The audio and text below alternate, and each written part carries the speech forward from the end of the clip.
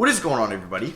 How is everybody doing today? So, the playoffs are currently going on right now, but I'm thinking a little bit ahead. Now, teams are getting eliminated left and right, and there were some teams that didn't get invited to the bubble or made the playoffs. So, we are going to be talking about a couple trades that I think need to happen for these NBA teams here in the 2020 offseason. Now, it's going to be a weird offseason due to COVID and everything, and it might be condensed, and a lot of players might not get traded or signed away, but there are still teams that need help, like the Philadelphia 76ers, like the Orlando Magic, even the Portland Trail Blazers. So, yeah, we are going to be discussing a couple of trades today that I think should happen for these teams in the offseason, and we're going to have a couple points before I go into this that I want to explain. I'm using TradeNBA.com. I will leave a link to this site if you want to try out any of your trades, and at me them on Twitter at 6ringsofsteel. It's not really steel, it's STEEI, because steel was already taken. So you can do that, and these aren't like exact trades that I think need to happen. It's just kind of like an area of what should happen. Like, I think this team should go after this player. It might not be the exact package they would give up, but I think they should go after a player like this. Also, it's going to say a lot of these trades are failed because in the offseason, there's a lot of players with options, and the salary isn't exact at the moment, so that's kind of why a lot of these trades are going to say they're going to fail, but in real time, in the offseason, they'll be okay with the contracts and the exceptions and everything. So yeah, I'm going to give my thought process behind each trade. I'm not saying all these trades are going to happen and like they have to dire need make these trades. It's just something like this. So let's get into our first trade. And it's one of two trades for the 76ers to pick up Buddy Hield. Now we know that the Sixers need shooting, and Buddy Hield has been a huge rumored player to go to Philadelphia in a trade because he is a realistic option. Now he just got his new contract extension, but it's okay because the 76ers have players that can match that, and I'll explain my point in a second. So the first trade I have is just a smaller one. It's Buddy Hield for Josh Richardson and the OKC first round pick. I actually think this is a really good return for the Kings if Buddy Hield wants out, which he has expressed his displeasure there in Sacramento. But I also don't know what their new front office is going to look like because they're getting a new GM, a new assistant GM, as Vlade Divac and Peja Stojakovic left the Kings. So I think this would be a good trade for both teams because the Sixers, they really don't need the first round pick. Now, they could use that for a bench player 100%, but it's not like they're in dire need. And I think with the team they have now, they're a pretty good defensive team. They can let Richardson's defense go if they're bringing in the shooting and scoring of Buddy Hield. So I think this would be a nice trade with both sides. Now, the Kings, they would clear up $24 million over 4 years. Now, I'm not saying Hield isn't worth that. I'm just saying Josh Richardson has a player option in 2021. He could opt out of that, and then you're off the books completely if you're trying to maybe bring in a free agent sometime then. So that is the reasoning for both teams, and then obviously Sacramento gets a first-round pick for Buddy Hield. If he wants out, you have no leverage, and if he expresses that to the public, then you kind of need to make a move quickly. The next trade we are going to have is just adding one more player in that deal, and that is Al Horford, because a lot of Sixers fans, a lot of people kind of want Al Horford off the Sixers. It's just not a good fit. And it's crazy how just a year ago everyone was so excited that they got Al Horford because he was the Embiid stopper, and it really didn't make a difference. So the only reason I could see this trade happening is if Sacramento still likes Al Horford, because if you remember, they were rumored to sign him away from Boston in the 2019 offseason. Then it ended up being Philadelphia. But like I said, that was the old front office in Vlade Divac and Peja Stojakovic. So I don't know if they still like Al Horford in that contract. Maybe they can ask for Al Horford and another first-round pick in this trade because Al Horford does have 3 years left. As you can see, $27.5 million per year. And he is 34 years old, so he'll be 30 pretty much 7 at the end of that contract, which isn't great. So only if Sacramento likes this and he can develop, or he can mentor Marvin Bagley, and that's a main reason why they would pick him up. So I think this is only if Sacramento really likes Al Horford still and they don't mind picking him back up, and I think this would be even better for Philadelphia if they could just get off that Al Horford contract with no return more than Buddy Hield. And maybe I think they would need Corey Joseph back in this trade because it is a lot of money, or Harrison Barnes. I've heard that name a lot. I think if Philly, you just want Buddy Hield. You don't want to be locked into that Barnes contract. If you can get off Al Horford's contract and only giving up Richardson and a first-round pick with it to get Buddy Hield, I think you do that. I don't think you take any more salary coming back. Corey Joseph's all right because he only has 1 year left on his deal, I believe. But Harrison Barnes, I think, has 3 years left, so I would stay away from that. A lot of Sixers content here. So this is the last Sixers trade I had in mind. So it's going to be Al Horford, Shake Milton, Matisse Thybulle, and the OKC pick at 21, most likely, going to the OKC Thunder for Chris Paul. Now, I think if you're the Sixers here, I saw a lot of people on Twitter that are Sixers fans, because I do follow a couple of them, saying they would give up Matisse Thybulle if they can get Chris Paul, because Chris Paul was an all-star. He probably will be on an All-NBA team this year, might be on an All-NBA third team, or he'll be borderline on that. So you're adding one of the better point guards in the league still. He has 3 years left on his contract, like Al Horford does, because he does have a player option in the third year, which he'll probably opt into, because it's worth like 44 mil. So yes, it is 14 million more than Al Horford, but he's so much of a better fit for them. He's still a better player than them. You also get Shake Milton, who's on a great contract for the next 3 years. Then you can just have a shooting guy off the bench. And then Matisse Thybulle, we saw how good he could be on the defensive end. And then him and Lou Dort on the court together. That's fantastic. You can maybe move Shea back to the 1, Matisse at the 2, Dort at the 3. That is a great defensive trio. And then even putting Al Horford at the 4 and Adams at the 5, that's a loaded defensive roster. And you get your first-round pick back. So then you'd get 2 first-round picks here in the 2020 draft, because they do have Denver's first-round pick from the Jeremy Grant trade from last offseason. So I think if you're OKC, you would do this trade. You're not going to win it all with Chris Paul. He's not getting older. He's 34, almost 35, or might be 35. I think his value is at an all-time high. I don't think it's going to get any higher. You make this move. You try to trade him here. You're still rebuilding, even though they were in the playoffs this year, and they're tied 2-2 with the Rockets at the moment I am recording this. So they could win a playoff series, but still, I think you move on from Chris Paul. You get a first-round pick. You get 2 young players in Milton and Thybulle. Yes, you'll have to eat Al Horford's contract, but it's not going to be much worse than Chris Paul's. So for the Sixers, you get probably the best player you can get in an Al Horford trade. You will have to give up Milton, Thybulle, and a first, which hurts. I don't know if Thybulle would have to be in this trade. If they could do it without, then you obviously do that.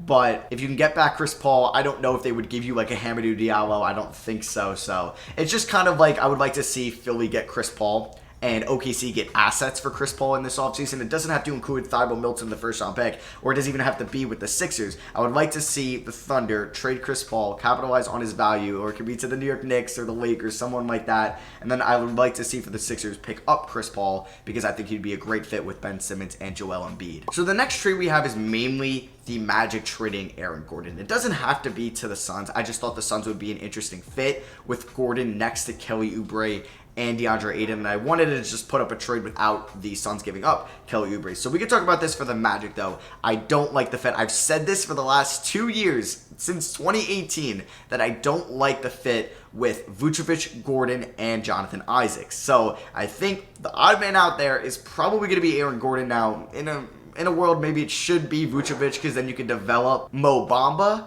But I think Aaron Gordon has an easier contract to move. He's got a little bit more value, I think, on the trade market, since he will have 2 more years after this year than Vucevic in a better contract. So I think the Magic should try to capitalize on his value. Now, this isn't probably a trade that would happen. Cam Johnson, their first-round pick from last year that they took at 11, and then the 10th overall pick this year. The 10th might be too high. I just wanted to throw something up for the Suns rather than just putting up Kelly Oubre. I would like to see the Suns get him.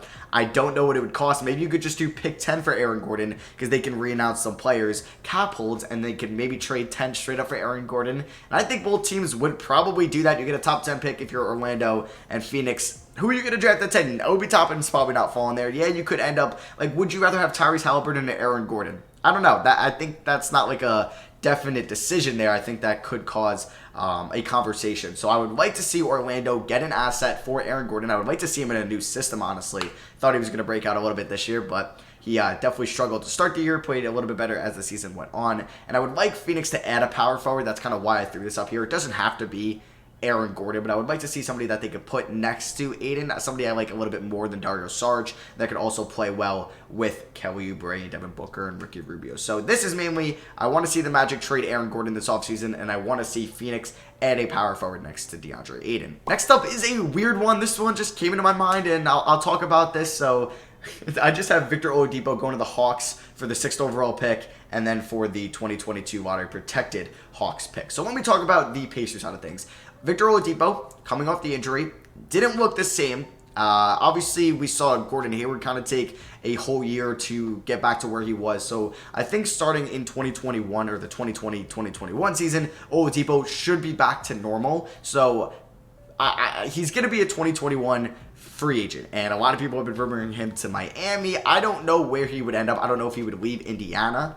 But personally, if you can capitalize on his value right now, you might want to do so. Now, I'm not saying you can get as good a value as the 6th overall pick. I just would like to see maybe Atlanta take a shot on Victor Oladipo because he's a shooting guard who's a great defender. He's a team player, and I think he would help out Trae Young immensely. And I would give up the 6th overall pick probably to get Oladipo if you believe he's going to be the Oladipo of old. I think he's basically Isaac Okoro, but better, and I think that's who they would like in this draft, in the 2020 draft with the 6th overall pick. If you could do 6 straight up for Oladipo, I think you do that if you're Atlanta. And then if you're Indiana, you have to realize, is he going to be the same player? Is he? And if he's not, you might want to capitalize on his value now, but even if he's going to be, is he going to leave you in 2021 for a different team? Now, I know they offered him like 4-year, $80 million a couple months ago, I think right before he came back in March or February, whatever that was, and he declined that. I think rightfully so, right before he went down, he's probably going to make about 25 mil or more, so maybe 20 mil was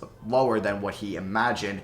But I think it's not going to be this exact trade. I would just like to see Atlanta add a shooting guard, a good defensive and scoring shooting guard next to Trae Young. It doesn't have to be Victor Oladipo, but I just thought of Victor Oladipo. And I would like to see Indiana maybe entertain the idea of trading Oladipo. Now, they're stuck in purgatory. They've had, a round 1 exit for the last 5 years now. So they kind of need a switch up. Now, I don't know if that's with Nate McMillan. I don't know if that's with trading Victor Oladipo to get a high draft pick and hopefully drafting the next guy. But I think either way, the Pacers should think about making a move this offseason just to change up the team. Because if you run it back again and you get another round 1 exit, when is it going to change? So I'd like to see maybe Kevin Pritchard or Chris Buchanan make a move here in the 2020 offseason. It doesn't have to be this exact trade. I just thought of this as something. Here we go. Our next one, we are going to have the Denver Nuggets trading away Gary Harris, Michael Porter Jr., Bol, a 2nd round pick in 2025, and the Houston 1st round pick here in 2020 for Bradley Beal and Isak Bonga of the Washington Wizards. Now,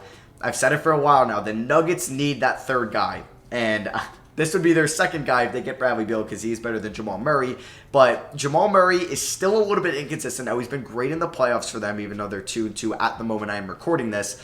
But I still don't rely on him to be kind of your number 1 scoring option, because when it comes down to it, he's been their number 1 scoring option in the playoffs over Nikola Jokic, because Nikola Jokic does so many things well, but he's not somebody that can give you 35 on a given night. Like, you can ask for him for 35 and he'll give it to you, but he's not going to do that every single night. So I think getting a good number 2, or he could be your number 1 scoring option, he probably will, and Bradley Beal would be huge. Michael Porter Jr.'s value is so high right now, so I think I would do this. I think this is a win-now move for the Nuggets, especially if they get eliminated in round 1 to a Jazz team that missed Michael Conley for 2 games, or Mike Conley, sorry for saying Michael, and Bojan Bogdanovic is hurt, and that Jazz team hasn't been all that good this year.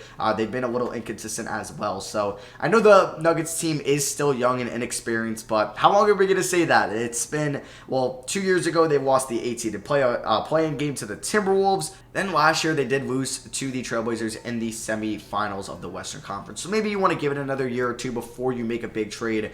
But I just think if there's somebody to get, it is Bradley Beal. And I personally would give up Michael Porter Jr. for Bradley Beal, I think, in a heartbeat. Bradley Beal is, 27? Porter Jr. is, I think, 21. But who knows Porter Jr. in his back throughout his career? Is he going to play to 30? Who knows? I think you get somebody proven like Bradley Beal, and he can take you to that next step. And I would like to see this trade. And if you're the Wizards and you're high on Porter Jr., you get Porter Jr. Bol doesn't have to be in this trade. You get Gary Harris to make the money work, and you get a 1st-round pick. I think that's a pretty good package for Bradley Beal. Maybe you'd want another 1st-round pick, but still, I think I would like to see Washington. I don't think they're going to move Bradley Beal in the offseason, but I would like to see Denver make a play for him. Next trade we have is the Orlando Magic trading for DeMar DeRozan and them giving up Terrence Ross in a 2021 lottery-protected 1st. That would convey it to 2 seconds if they were in the lottery next year.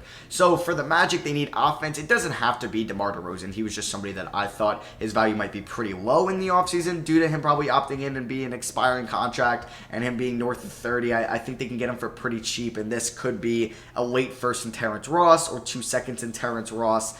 So I would like this for the Magic, especially if they moved on from Aaron Gordon. Then you can have Fultz, Fournier, and then you could have DeRozan, and he can maybe mentor Chuma Okeke, and then you have Isaac at the 4, and then Bamba Vucevic at the 5. And for the Spurs, you get a pretty solid bench scorer in Terrence Ross, who could start at small forward, or he can maybe help out and mentor Keldon Johnson for the 2021 season, and you get maybe the 20th pick or the 18th pick in the 2021 2021 draft for DeMar DeRozan, which I think would be great. So I think this trade would make sense for both sides. Maybe the Spurs don't want 3 years of Terrence Ross, though, so maybe that could be a thing. This one is just kind of just for jokes. It's the Knicks trading away their 2021 Dallas pick, probably the 27th pick or something around there in the 2020 draft from the Clippers, and their 8th overall pick for the 2nd overall pick from the Warriors. So the Warriors move down a couple spots. They get some draft capital, along with them already having Minnesota's top 3 protected first next year. The Knicks, they get a chance to draft LaMelo Ball if Anthony Edwards goes 1. Now, I'm okay with the Knicks staying at 8. They don't really have to move up in this draft because Cole Anthony or Killian Hayes or Tyrese Halliburton, they could be easily as good as LaMelo Ball. It's not like LaMelo Ball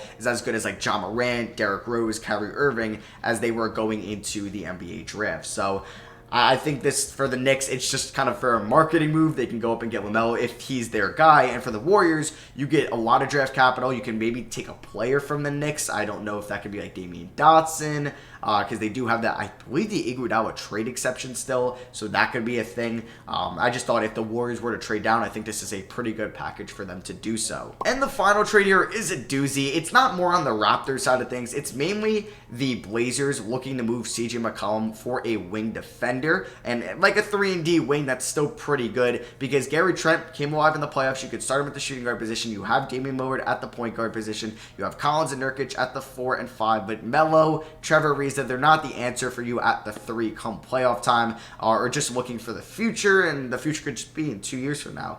So I think it could be time to move CJ McCollum. I'm not saying they have to, I just say could be the time to do so. Now, I just hope the Raptors to give up OG Anunoby, Terrence Davis in a first, and that might be a lot for the Raptors to give up. I don't even think Masai Ujiri would give up that package. I don't even know if he would do OG Anunoby straight up for CJ McCollum. I just think this mainly isn't for the Raptors. You can kind of throw them out of here. I just didn't really think of somebody that clearly I think you could do McCollum for that said player. So you guys can let me know in the comments, which player would you like to see the Blazers trade CJ McCollum for? Could it maybe be for a draft pick? I don't know. I just kind of thought they should go out and try to get a good 3-and-D wing, and maybe a fairly young wing on a good contract, somebody like an OG Anunoby, but I don't think the Raptors would do this. I just kind of wanted to put this up for like an example of what I would like to see the Blazers do in the offseason. So yeah, that is going to be for me. I hope you guys enjoyed the video. These were a couple of trade ideas that I would like to see happen in the 2020 offseason. You can let me know what you agree with or disagree with in the comment section below, and if you have any other trade ideas that you want to let me know, tell me down there. But yeah, drop a like if you guys did enjoy the video. Thank you all for watching. I love you guys, and I'll see you guys next video. Peace.